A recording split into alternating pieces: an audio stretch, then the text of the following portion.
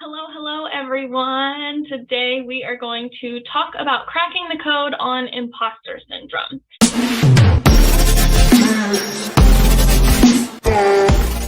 And let's get started. So my name is Michelle Holmes, and I am a transformational coach, author, speaker, consultant, and podcast host with the Flourish podcast. I am a dog mom, a stepmom, a wife, and a recovering workaholic. I love this topic of imposter syndrome. I actually get asked about it quite a lot, and it's something that I've dealt with too. So I think this is going to be a value-packed webinar for us today. Our agenda is, number one, how imposter syndrome shows up. Two, what is at the root of our imposter syndrome? What is driving imposter syndrome, and what healing entails for us on our journey? So I will also provide an invitation for those who want to go further, and then a Q&A if we have time or questions at the end. So let's talk about what imposter syndrome is not. Imposter syndrome is not fear of success. I hear this thrown around quite often in the personal development space, and not exactly sure where it came from. I guess for people who don't fully understand imposter syndrome, it's just an easy kind of scapegoat. But imposter syndrome is not the fear of our success. We might be able to say it is the fear of what success will bring for us or what success will entail for us, but it is not overtly the fear of our success. We are beings who want to be successful. I mean, that is our one of our just core things about being human. We do want a level of happiness and success. I don't mean monetary success. I don't mean status, but our desire to be who we want to be and to be happy with that. And a lot of people just say, nope, we just are fearful of our own success. And that is, I think, a really big disconnect. Imposter syndrome is also not fake it till you make it. We are not feeling this way because we're trying to be fake, and we're just trying to get to the next level by faking it. Also, imposter syndrome is not self-sabotage. This goes along with what I said earlier about it's not the fear of our own success. We don't try to sabotage ourselves. The whole self-sabotage in general is kind of misaligned there, because we're also not trying to sabotage ourselves or not desiring to sabotage ourselves. Really, it's not a sabotage, but more so of keeping us safe and guiding us away from what we think may be painful. That's a totally different energy than, I don't want to be successful, I don't want to do good things, I'm going to sabotage myself from getting there. So what is imposter syndrome? Well, there's a definition that says it can be defined as a collection of feelings of inadequacy that persist despite evident success. Now, this is great because I see a lot of people that have imposter syndrome and they're actually quite successful and they're doing very good things and they're showing up well. They still feel inadequate despite their evident success. So from the outside looking in, they do have success. It's also because anywhere on their journey can develop this imposter syndrome and these feelings. And maybe they don't have the outside success. If you are writing a book and you can't complete your book and you're scared to death of publishing it, you don't have that success yet of being a best-selling author, right? We don't have the evident success. So we have a more loose definition here, which is really just doubting our abilities. Doubting our abilities and feeling like a fraud. So Many of us can relate to feeling not good enough, feeling like a fraud, and that's kind of the basis of this imposter syndrome. So how does it actually show up? Well, in many different ways. So burnout for sure, low self-esteem, depression for some people, comparing ourselves to others, procrastination, playing it safe is a big one, perfectionism, high performance. We kind of develop this high performance mentality, anxiety, self-criticism, and self-doubt, being overcommitted, and even having some resentment too. So let's take that just a level deeper here.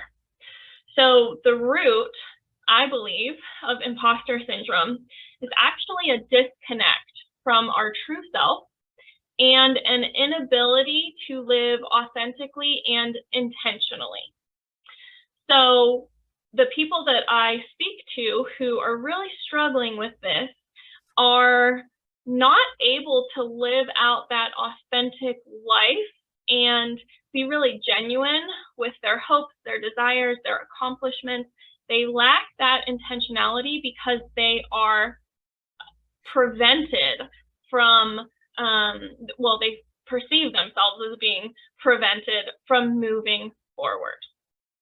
So for many, imposter syndrome keeps people from living out their sacred life mission to the fullest. And if you're familiar with my work, sacred life mission is huge to me.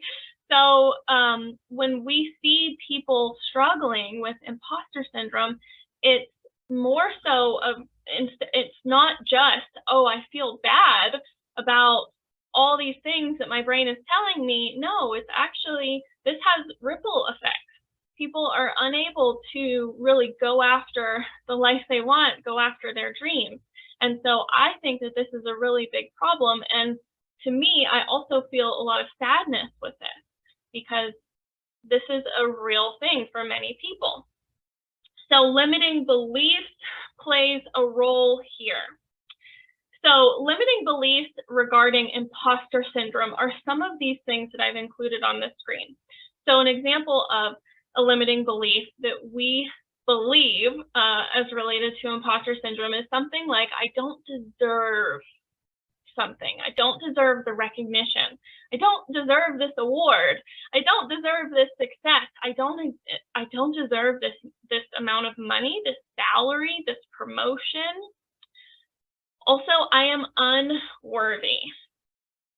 This is a core limiting belief for a lot of people that seems very like, oh no, I don't struggle with that. That's like not me. Of course, I'm worthy. I have self-love, all of that. But this goes a little bit deeper than that surface level. I'm not good enough. I don't have the qualifications. This we see in the people who, and I have lived this life for myself as well, because I'm a coach now, and I used to think that I didn't want to be a coach. I wanted to be like a PhD. Like I wanted to go back to school for therapy and psychology and neuroscience and all of these different things so I could just have all the knowledge. And I thought, well, if I get that, then I can go ahead and do some work, do the work that I do now even. And so, yes, I believe qualifications are so important, but there's a difference between, am I able to do something right now, or is it preventing me from actually acting out because I'm scared or because there's something to unpack there? My value is based on my contribution. This is huge for people. They don't feel like they are valuable unless they're contributing. This could be at work, in family life, however this shows up for you, even with your friends. I should know all the answers. This is a pretty big limiting belief for a lot of people because they internalize so many feelings around the should. I have to be good at everything I do, or I have to be good at this. If I'm not good at it, I can't do it. And then also it must be perfect. It must be perfect. So rooted in that perfectionism. So if you resonate with any of these, feel free to put this in the chat or the comments, which ones show up for you. If there's one that I haven't included, but you feel it, you've identified that, please also share that as well. I do have a training all about limiting beliefs. So if you want that, I will link it in the replay of this in the notes.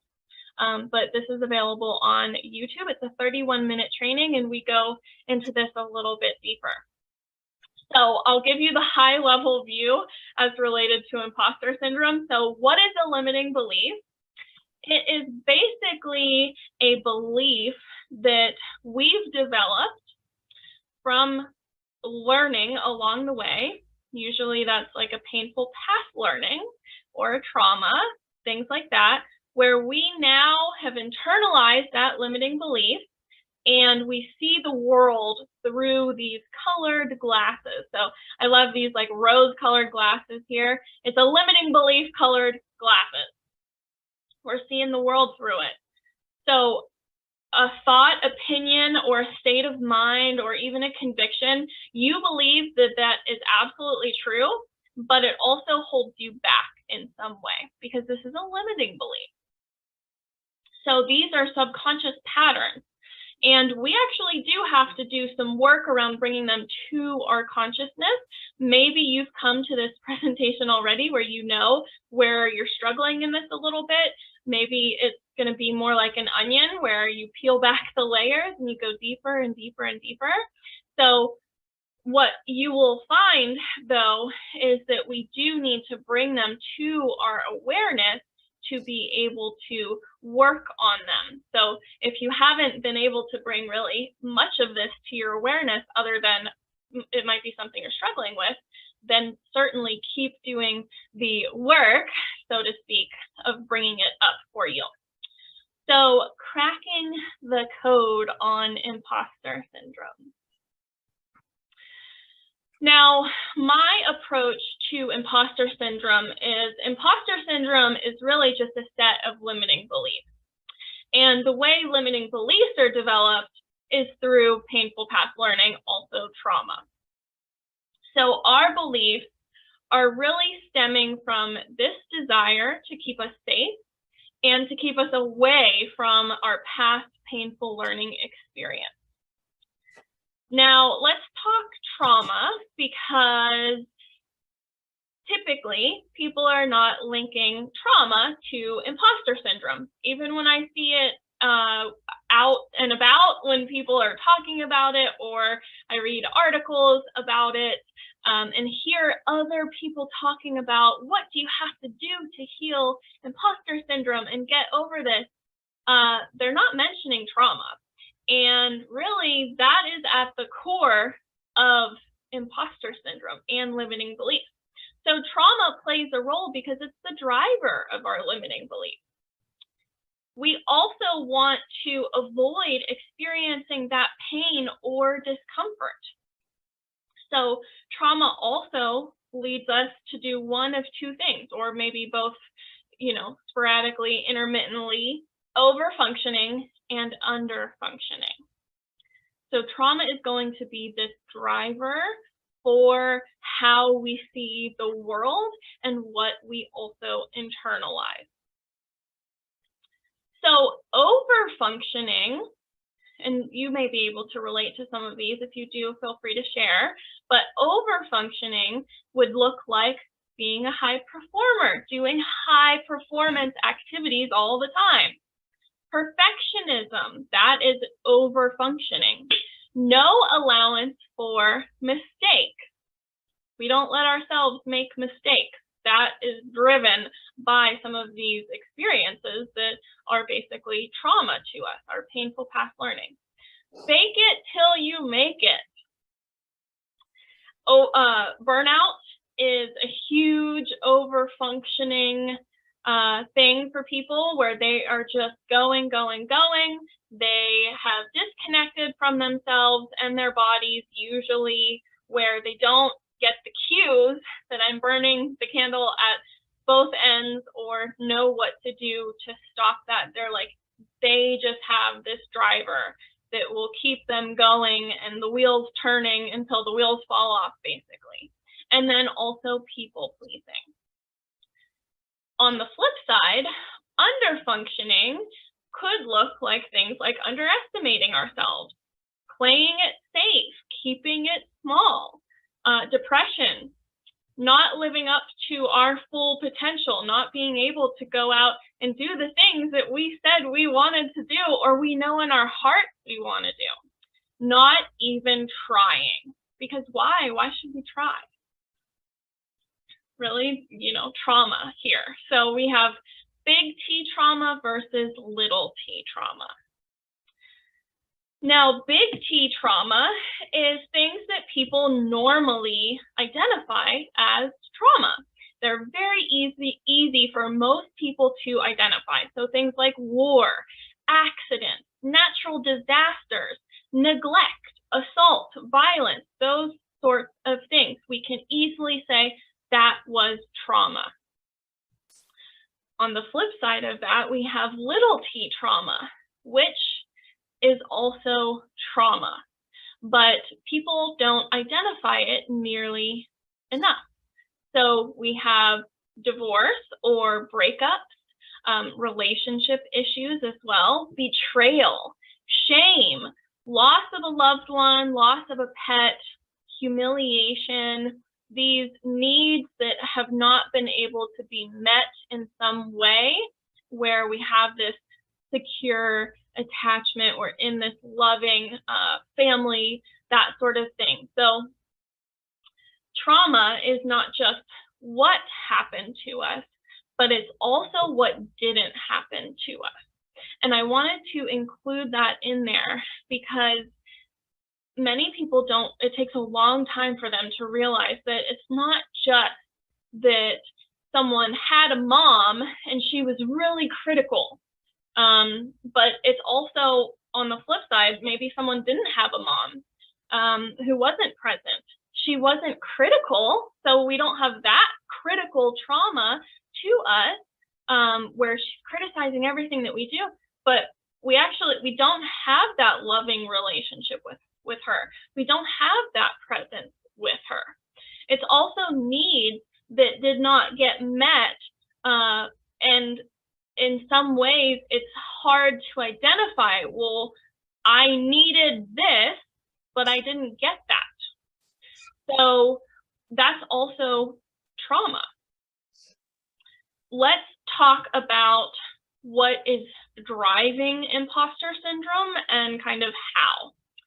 So attuning to others versus attuning to ourselves. Attuning to others is things like they will find me out. They will know I'm a fraud. What do they think of me? So if we're attuning to other people, it's very centered on the other person. Do they think I'm successful? Am I making them happy? Am I doing a good job? Are they happy about my performance, basically? This happens during our development as children. Obviously, as children, we are going to want to attune to others around us. We need to know where our place is. If we have a family, what is our place in the family? What makes my parents happy with me? What makes my parents upset with me? What do I need to do for them to meet my needs? Okay? Attuning to ourselves is, what do I think of myself? What would make me successful in my own eyes?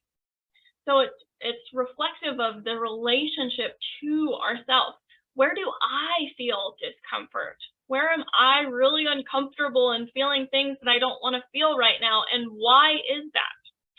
So when we attune to ourselves, we're able to cultivate the self-reliance and the self-respect. And we can also release that which is not our own. It's not about the other people, especially as adults. part of the kind of like growth, becoming your own adult, is leaving behind a lot of the attunement and the emphasis of I need to do something to get my needs met for other people, and more so stepping into attuning to what we need for ourselves and what that relationship is with ourselves. So we're able to release the expectations that our caregivers or our parents have had for us. We are able to release and say, that's not for me, this is for me, and be able to identify that and have this confidence in our own ability here. The feeling like we are deceiving others. Now, I've been looking into this topic quite a lot recently and discovered overpraising versus underpraising, and this really hit home for me. Now, if you were overpraised as a child, you can feel like you're deceiving others because the praise that you got doesn't feel genuine. It doesn't have continuity in the real world, so we do end up feeling less than.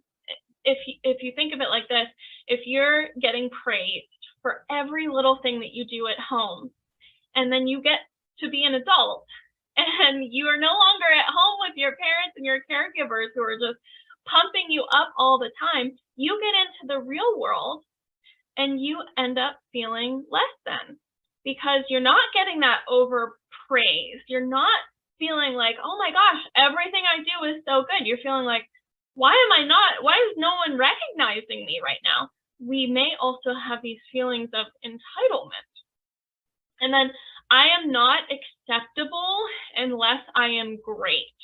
So when we overpraise a child, they begin to internalize these feelings of, I have to be great in order to be accepted. Or we're receiving love as long as we have achievement. So what do you think this sets up children for? This sets them up to be the overachiever and to be the high performer, and to feel like they have to constantly do more and more, and they have to be perfect. This, on the surface level, we think praising your children all the time is so great, but the child doesn't feel that way. They may not know that they feel that way, but what they feel when you're saying you are so great all the time is, well, actually, what about my friends? My friends don't get this same treatment from their parents, and I'm at school and I'm not getting this. Like, I'm feeling like a fraud here already in my small body. This doesn't feel genuine. This doesn't feel like I'm doing something good. Maybe you're praising me for something that is so easy for me to do. It's becoming more about you and less about me. So receiving love based on achievement is a really pivotal moment for a lot of people, because when they look at their life, they can say, yes, actually, I have been doing everything to receive love. All of the things I've been achieving. I went to college, I got the job, I did all these things.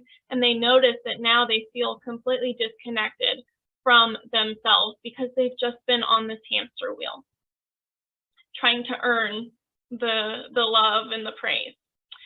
Underpraising. So underpraising our children means we're not praising them enough for their efforts. So their efforts and their accomplishments and the things that they've done, they weren't recognized. And if they're not recognized, that's a real problem for children in their development. So not only is the bar not set in the right place for their development, it's moved to an unrealistic expectation for them. So they're not saying, oh man, my parents just really, they should praise me more than they do. No, a child is never going to think that. A child is going to internalize that and think, they're not praising me because I'm not living up to what I should be living up to. I need to move the bar. Instead of here, the bar is far away, and that's why I'm not reaching it, because what I should be expected to reach is so far out of my reach. So they're developing these feelings of, I'm not good enough.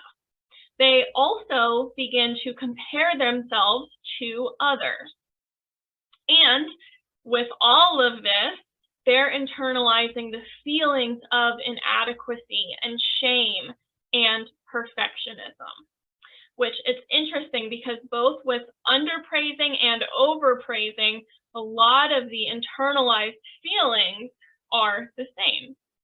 We begin to try to meet expectations, which we can never meet, because, you know, this is not, it's not good to be in either side of the spectrum.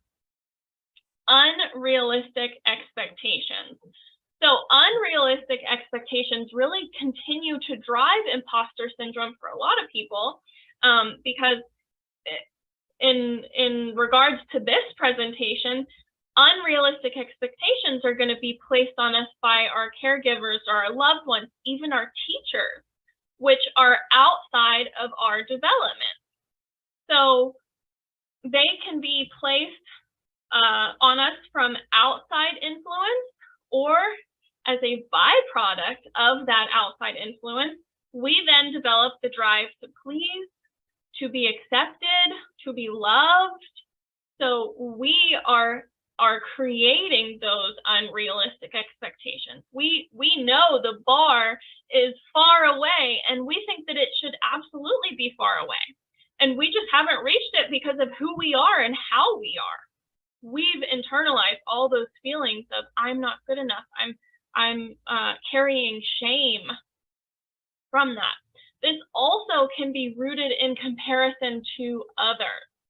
So with this, I'll be speaking to people who, a lot of people come to me and they're like, I have this big dream, I just can't do it. And this is really scary to me. Something as simple as, I've started a company, I want to start speaking about such and such, and they're terrified to go ahead and do it. And they think that what they need to deliver is a keynote speech. And maybe they've been following people on social media, or maybe they've heard of their friend who is a speaker or whatever. They're comparing themselves to others.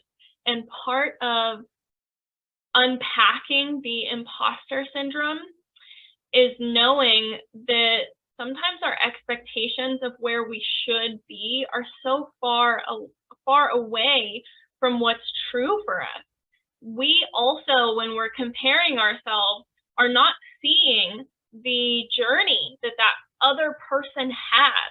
We're not seeing the resources or their own development. We're not seeing what they've been through, and not only what they've been through, but everything that has propped them up in order to meet these expectations. We are not being real, basically. We're not being real with where we should be, and sometimes it's because our expectations with comparison to others are so skewed, but also there's a gap in education. There's a gap in just knowledge of what does it take to be successful, and how should it be for the first time.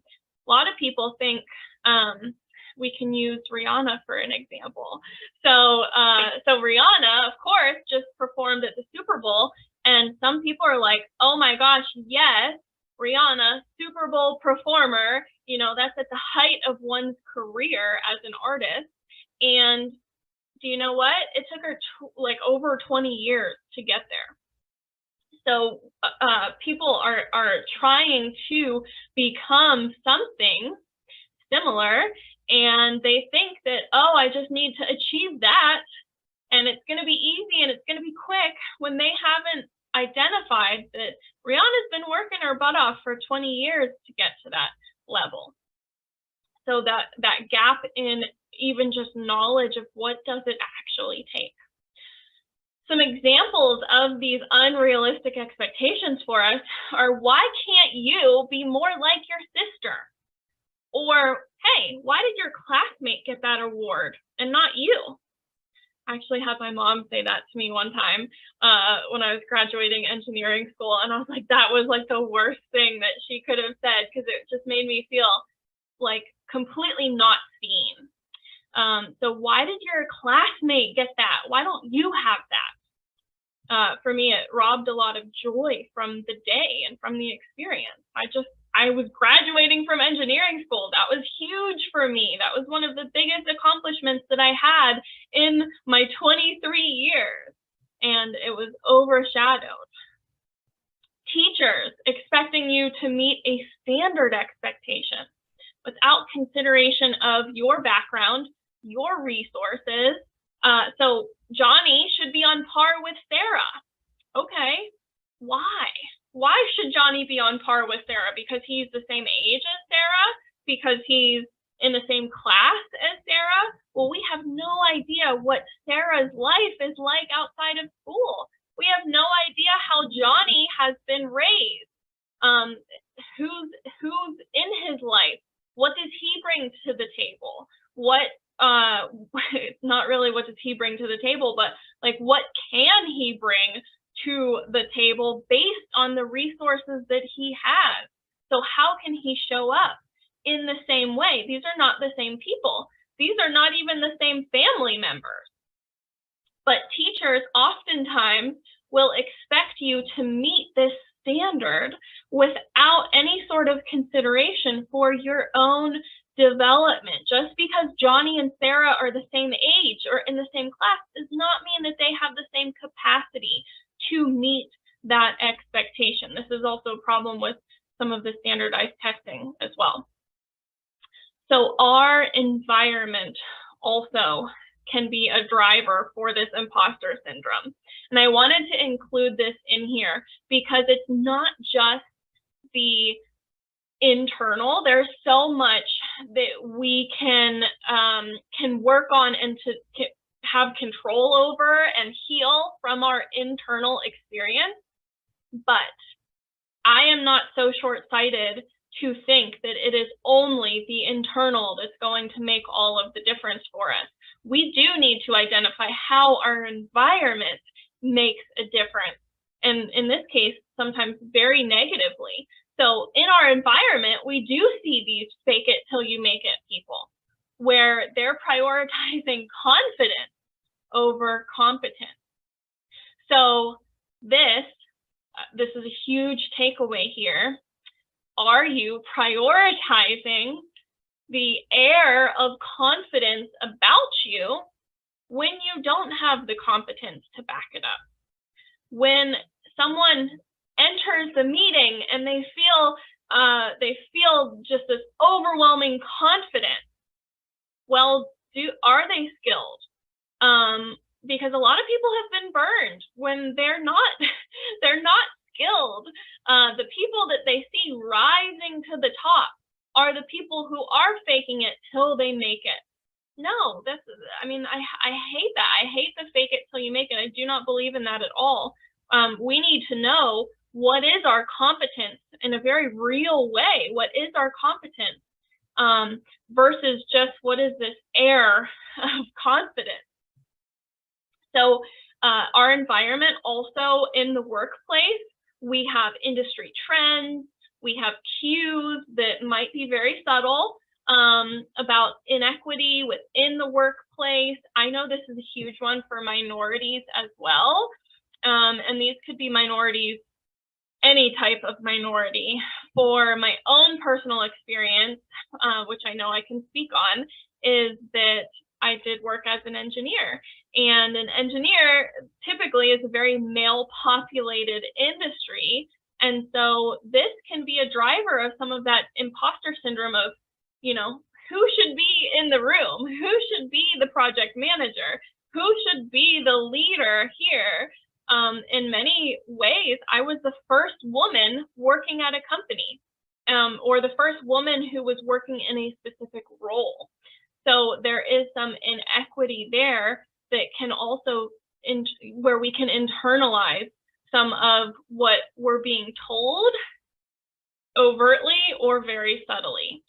So like I said, those narratives about who should be doing this, who should be working at this company, who should be achieving success in the role, and what the outside perspective is giving to us to deem what is acceptable and what is not acceptable.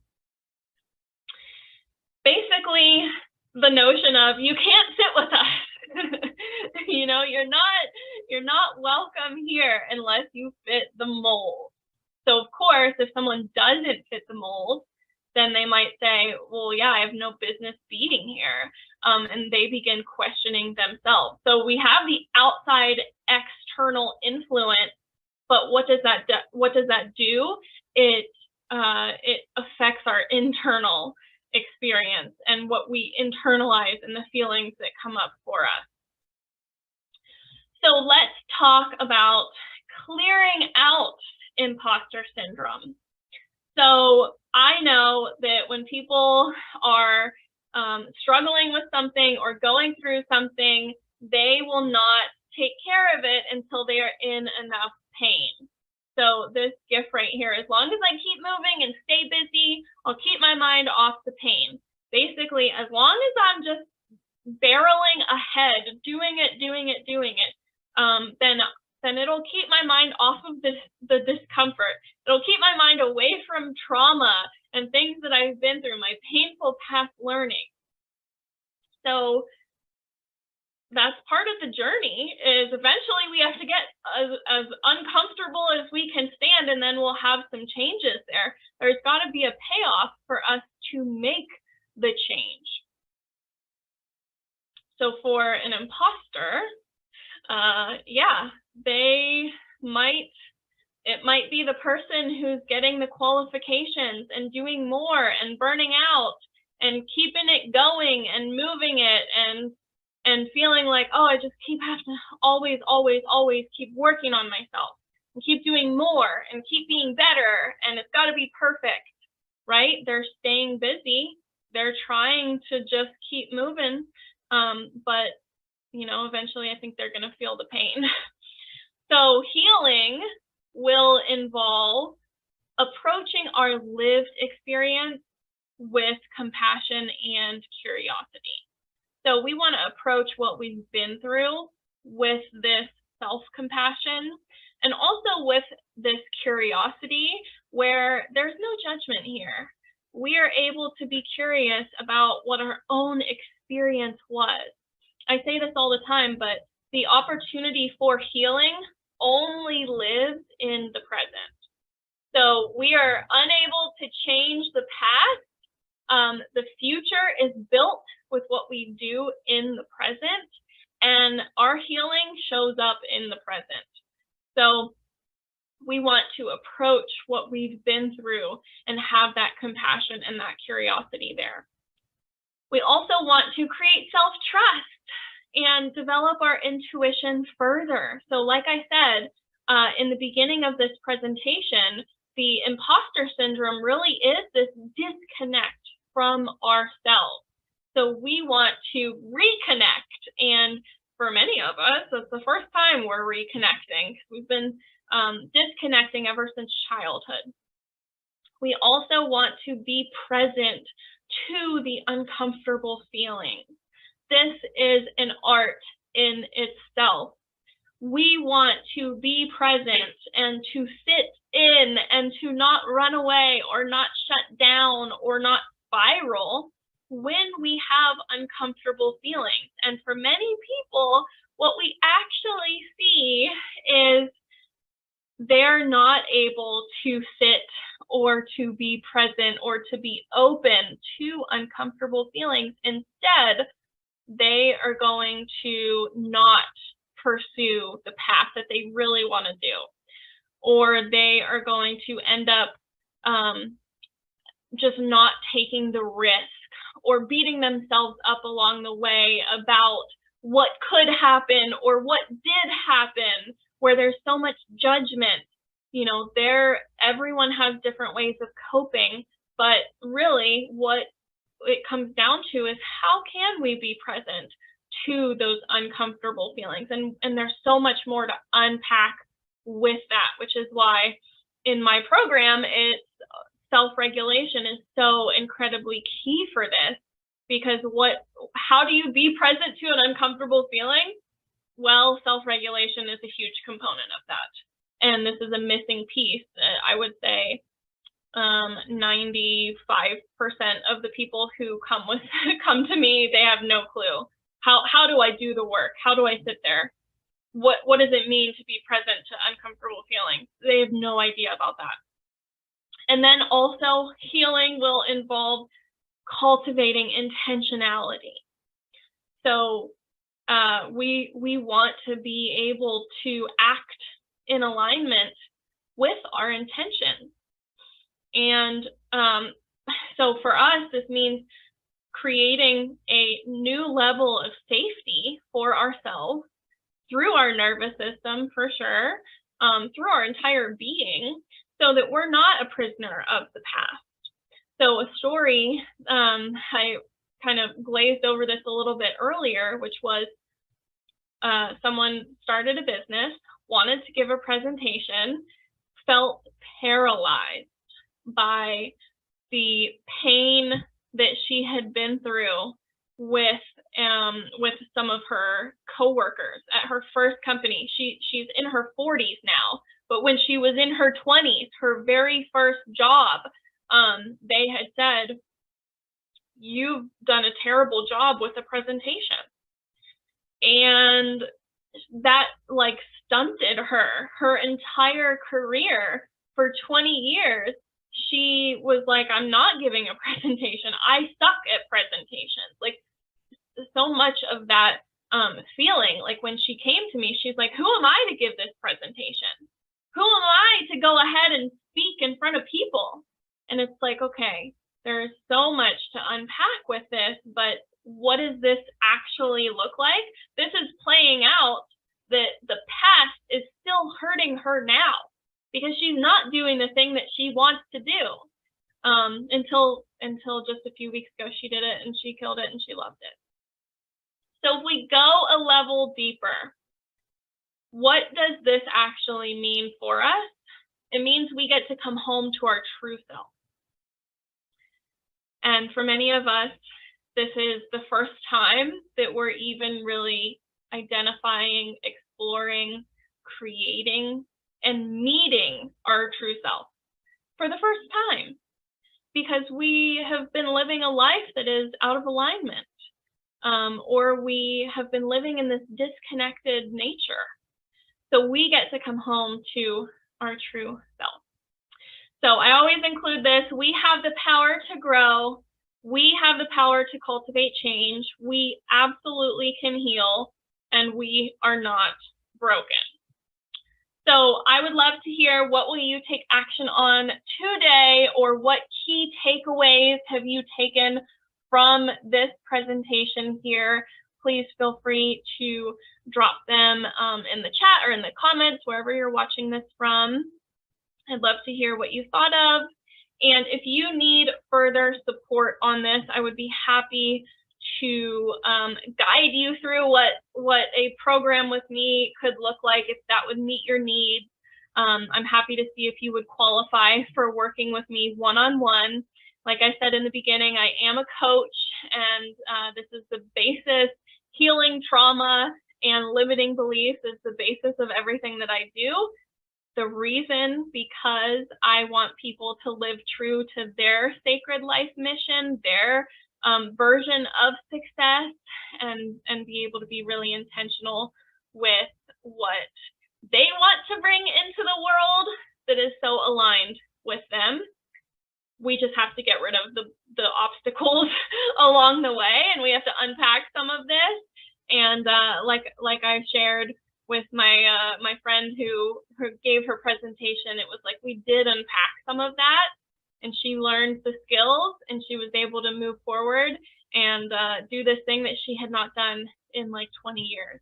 And I just think that that is such a beautiful representation of coming home to ourselves, being aligned, being able to be connected again and live out the intentions that we have for our life.